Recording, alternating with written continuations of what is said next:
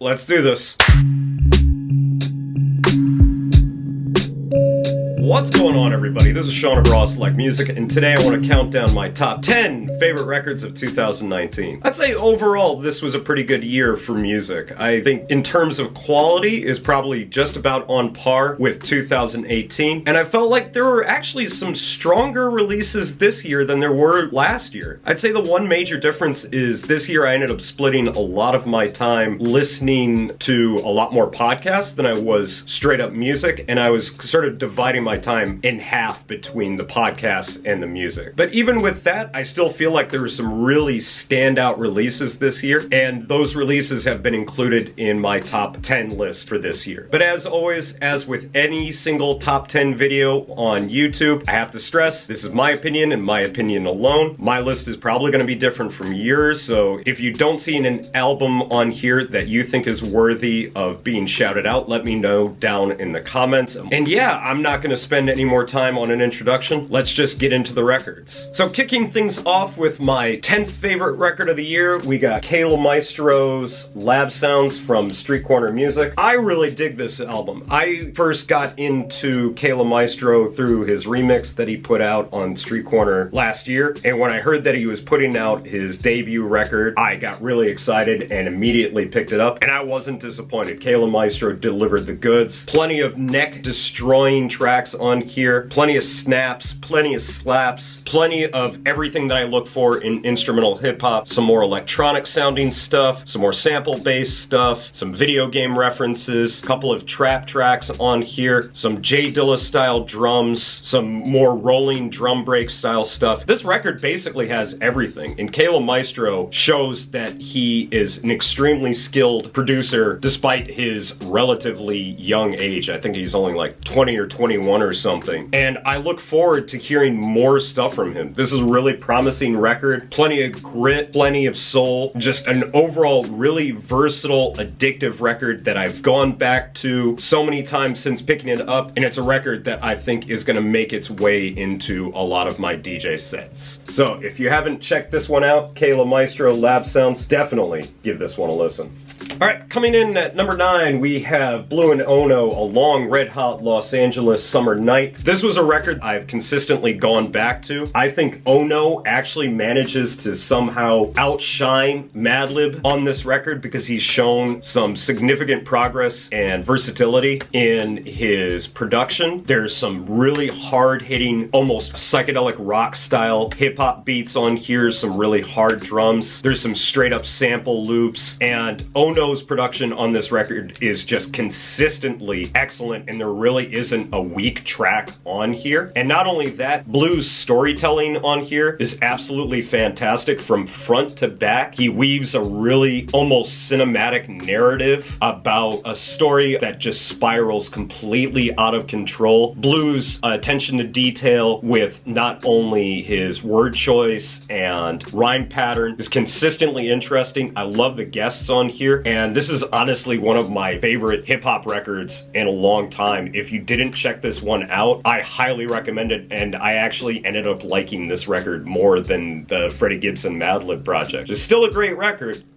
I like this one a little bit better. Alright, coming in at number 8, we have I Am Beanie for My Sanity, 14KT's jazz record. This was a record that I really expected to be much higher on this list, but as I was sort of weighing the releases that came out this year, I found it just sort of slowly slipping lower and lower into my top 10. But I still think it is a top 10 worthy record. 14KT's production, drum programming on this record is one of a kind. The way that he does the arrangements is absolutely incredible. It sounds like a live band put it together. There is live instrumentation on this record, but I think it's really the vision of 14KT that brings everything together on this. Lots of jazz flourishes, lots of electronic moments on here. There's elements of Latin, funk, soul, jazz funk, spiritual jazz, and 14KT actually manages to do them all with a ton of confidence, and it really comes off as the next stage in 14KT's music. I really hope that he goes down this path, because I really like this reflective, jazz-inflected sort of sound that he's going for on this record, and it's honestly one of the most one-of-a-kind releases from this year. So definitely, if you didn't check out 14KT's For My Sanity, this was definitely an early year highlight for me. Next up,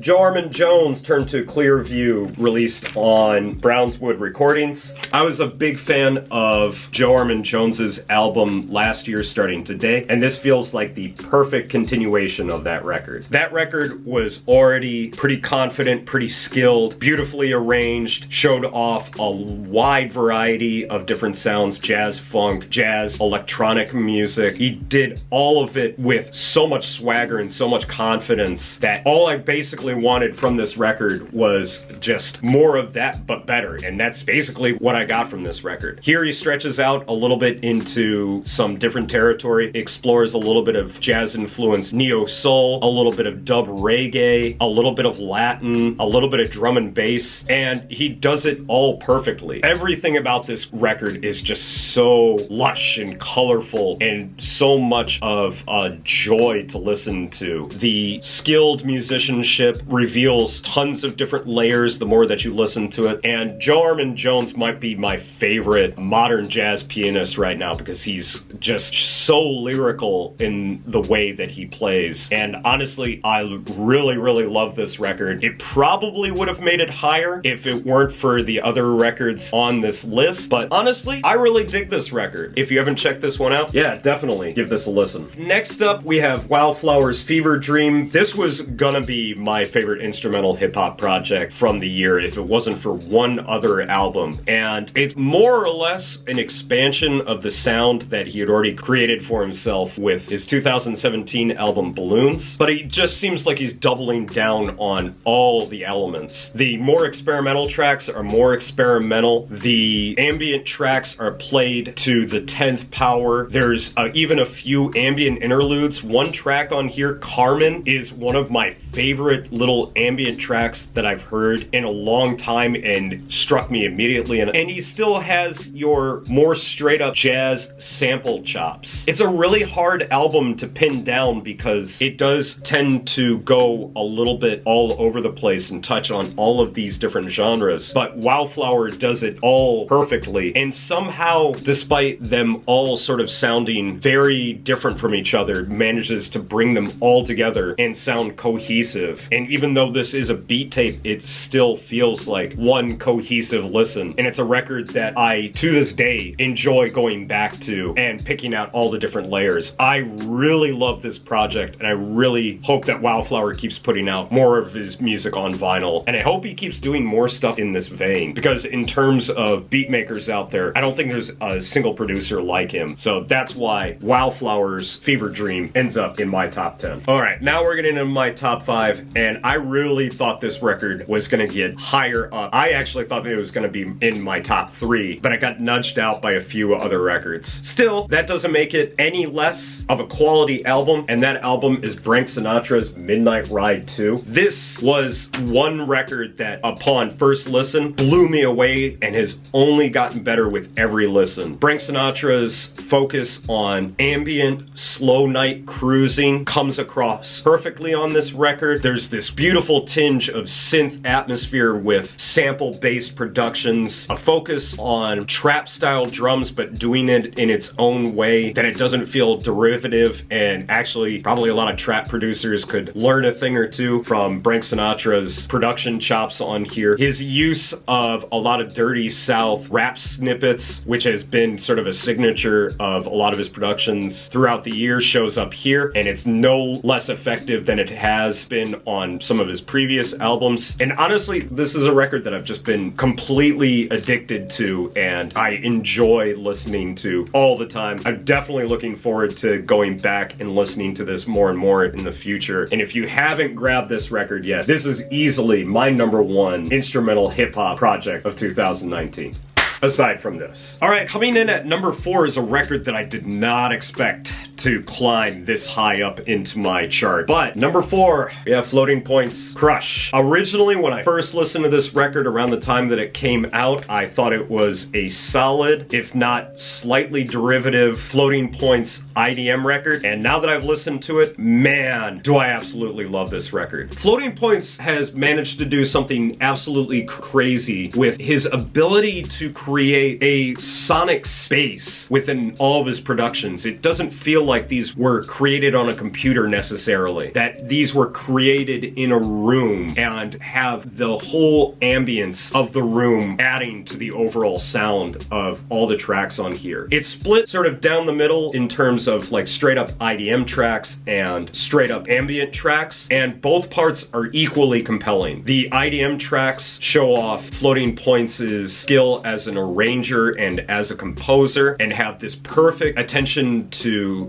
sonic detail and dynamic, and actually have quite a bit of punch to them, which makes them easier to listen to rather than if it were more of just like a straight up meditative headphone album. Some of the more straight up IDM tracks are some of the freshest takes on the genre I've heard in a while, and his ambient, almost classical jazz pieces on here are just as good and just as compelling as those IDM tracks, despite how spare that they can be. I think this is another amazing sonic achievement for Floating Points. It's a record that I've been addicted to and I've been listening to over and over again, and I have a feeling I'm going to be listening to it a lot in the future. So that's why Floating Points manages to get into my top 5 and is definitely one of my favorite records of 2019. Coming in at number 3 is a record that I had no idea would become one of my favorites of the year, and that's Big Shoes, House Shoes, and Big Tone. House Shoes' production, straight up fantastic. It's inventive. It completely bucks the trend of going down the direction of everybody else and doing Jay Dilla style beats. House Shoes does his own thing, and in some cases completely abandons drums altogether, and somehow makes it into some of the hardest hitting hip hop instrumentals that I've heard in a long time. And I think House Shoes really deserves a lot of the credit on this record, as I think his production on here is absolutely stellar. And that's not to discount anything that Big Tone himself contributes to this record, because I think he contributes some real emotional weight and punch to this record. His delivery is great. There's a lot of clever wordplay going on, and there's a lot of conviction in the things that he says. There's some actual emotional heft to a lot of the lyrics, and I don't think there's been an emotionally hard-hitting hip-hop record for me like this in a long time, and it's a record that really stands out to me this year. I never expected that a hip-hop release would make it this high into my top 10, but yeah, Big Shoes is my 3rd favorite record of the year, and definitely my favorite hip-hop record of 2019. With these last 3 records, I had a really hard time deciding where I was going to put them. Both of them I think are worthy of my number 1 slot, and even with the sort of numerical order of where they are, 2, 3 favorite records of the year, but ultimately I have to make a decision, and while it sort of pains me to do this, Heritage Parts 1 and 2 end up in my number 2 slot. I absolutely love these records. I think I'm probably going to be going back to these year after year. Every time that I listen to them, I hear something new. I think Mark to Clive-Lowe does a great job of blending the traditional with the new, blending acoustic instrumentation with more electronic elements, bringing in traditional Japanese music with some of the finest jazz jams that I've heard. They're melodic, they're evocative of the old and the new. They fill me with so much emotion, make me nostalgic for the first time that I lived in Japan. And just even on a musical level, these 2 records contain some of the most beautiful, lush, and inspiring music that I've heard all year. Mark to Clive-Lowe and his band of collaborators have really done something special with these 2 records. They may not be the records that I listen to the most this year, but they are the records that I've gone back to quite a few times, and I still get the same feeling from them that I got the first time that I listened to them. They just barely got edged out of the number 1 slot, but that's not to say that these aren't 2 of my favorite records of the year, and because they are part 1 and part 2, I lump them into 1 slot. And definitely, if you haven't yet, check out these 2 albums because they are absolutely phenomenal. So,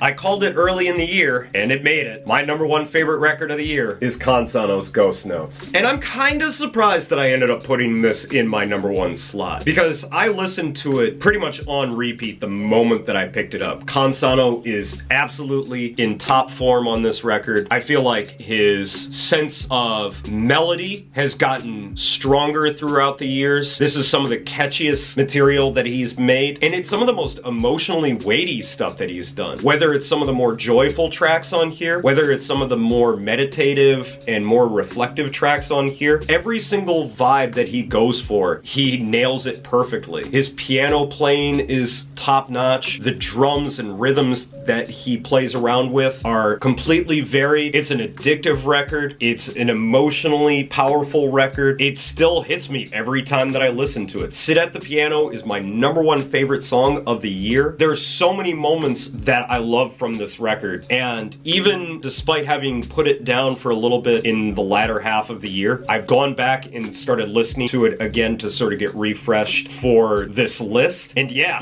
it still holds up. It is still my favorite record of the year. It's inventive, creative, it's a little bit familiar, it's a little bit unfamiliar. He plays around with some like older influences while also still being forward thinking. It's sort of an amalgamation of pretty much every single sound that you can think of. Hip hop, jazz, funk, soul. There's little elements of Stevie Wonder that I'm picking up from it. Disco, some boogie stuff, and all of it works. I don't feel like there's really a flat song on here. I'm just absolutely in love with this record, and that's all I got to say about it. So if you haven't checked this one out, highly recommend you do so, because this is my favorite record of 2019. So that's gonna be it for me today, guys. Thanks as always for watching. If you've listened to any of the records in this video, let me know what you thought about them down in the comments. Like I said at the beginning, please let me know what your top 10 favorite records of the year were. I definitely would love to hear some of the recommendations for some of the records that I probably didn't hear this year. As always, please head over to my WordPress or Steemit blogs, because that's where you can check out audio links to any of the records that I talk about in any one of my videos, as well as please head over to my Mixcloud, because that's where you can check out Raw Select Radio, where I play records like these, as well as other records in my collection that I don't get a chance to talk about on this channel. Links to everything, as always, down in the description. But that's gonna be it for me today, guys. Thanks as always for watching, and I will catch you in the next video. So until then, peace out!